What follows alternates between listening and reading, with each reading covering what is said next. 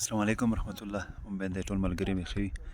ملګري نو یو ویډیو سره شیر کوم، بالکل فریش اپډیټ. تاسو کتلای شو په وطن باندې سپارلای دی nel هوی لوکادو.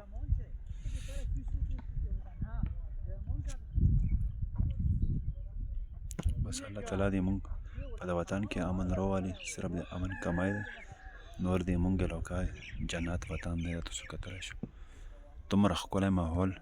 زه خو تللی وم تقریبا یو 14-15 دینې مې کوزې تېرې کړې. هلته خو ډېره سخته ګرمي وه. دلته موسم چې تاسو وکتو که نه ډېر زبردست دی. بلکې نیټورک هم مسله ده، ویډیو هم ډېره په مشکله باندې اپلوډ کېږي دلته.